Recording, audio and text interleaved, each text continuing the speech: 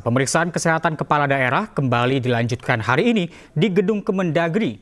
Hari kedua dijadwalkan bagi kepala daerah terpilih dari Pulau Kalimantan, Sulawesi, Maluku, Papua, serta Bali dan Nusa Tenggara. Pemeriksaan kesehatan hari kedua dibagi ke dalam 3 sesi. Sesi pertama pada pukul 8 hingga pukul 10 waktu Indonesia Barat. Sesi kedua pukul 10 hingga pukul 12, serta sesi ketiga pukul 13 sampai 15 waktu Indonesia Barat. Pemeriksaan kesehatan dasar meliputi tekanan darah, gula, dan kolesterol. Registrasi dan pemeriksaan kesehatan tersebut merupakan rangkaian dari pelantikan kepala daerah dan wakil kepala daerah yang akan digelar pada 20 Februari mendatang. Pemeriksaan kesehatan juga bagian dari kesiapan kepala daerah untuk mengikuti retret yang akan digelar di Akademi Militer Magelang pada 21 hingga 28 Februari mendatang. Dan pemirsa, untuk mengetahui situasi terkini pemeriksaan kesehatan hari kedua di kantor Kementerian Dalam Negeri, sudah ada rekan kami Hamzah Hasibuan. Selamat siang, Hamzah. Bagaimana jalannya cek kesehatan pada hari kedua ini? Ya, selamat siang Reza dan juga pemirsa. Terkait dengan pemeriksaan kesehatan bagi para kepala daerah terpilih 2024 ini sudah berjalan sejak pagi tadi. Kami juga memantau bahwa para bupati, wali kota maupun gubernur dan wakil gubernur ini sudah hadir sejak pagi tadi untuk menjalani tes kesehatan langsung di kantor pusat ataupun di salah satu gedung di Kemendagri.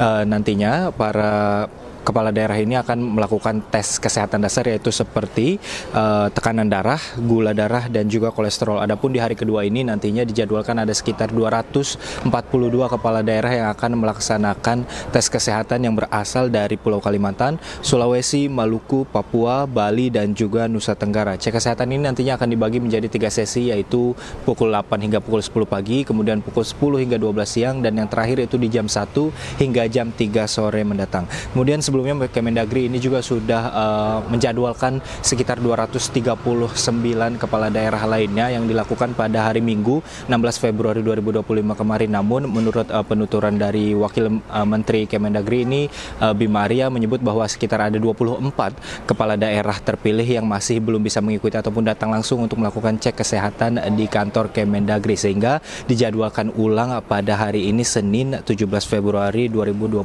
Adapun beberapa kepala daerah yang sudah kami temui yaitu Gubernur Kalteng yaitu Sugianto Sabran, Gubernur Kalsel Muhyiddin, Gubernur Nusa Tenggara Barat yaitu lalu Muhammad Iqbal. Terus ada juga Gubernur Bali yang kami temui yaitu Iwayan Koster, dan Julius Selvanus yaitu Gubernur Sulawesi Utara yang sebelumnya sudah melakukan cek kesehatan dan menyebut bahwa masing-masing kepala daerah ini sudah siap melaksanakan pelantikan dan mengikuti retret yang nantinya akan dilangsungkan setelah pelantikan, yaitu retret akan dilaksanakan pada 21 Februari 2025 mendatang dan akan berjalan selama 7 hari di Akademi Militer Magelang, Jawa Tengah. Sementara itu, Reza.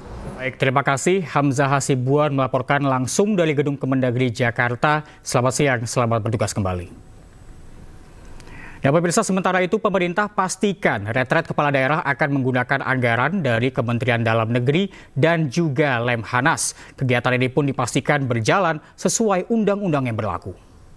Soal retreat, jadi teman-teman, berdasarkan edaran terbaru dari Kementerian Dalam Negeri, retreat di Magelang nanti itu sepenuhnya menjadi biaya Kementerian Dalam Negeri setelah direkonstruksi anggarannya. Kalau sebelum rekonstruksi memang rencananya cost sharing, karena anggaran Kemendagri ada yang dipotong, kemudian dari Pemda-Pemda juga sebenarnya mereka sudah punya biaya rutin untuk diklat dari kepala daerah terpilih. Jadi rencana awalnya cost sharing, tapi setelah kemudian dilakukan rekonstruksi anggaran dengan formula baru, akhirnya Kemendagri mampu untuk menanggung seluruh biaya retreat di Magelang. Nah, banyak yang bertanya, retreat ini efisienkah? Jadi gini, perintah dari Undang-Undang Nomor 23 tahun 2014, ini perintah undang-undang. Kementerian Dalam Negeri itu wajib memberikan pelatihan kepada kepala daerah yang baru terpilih itu 2 minggu. Itu perintah.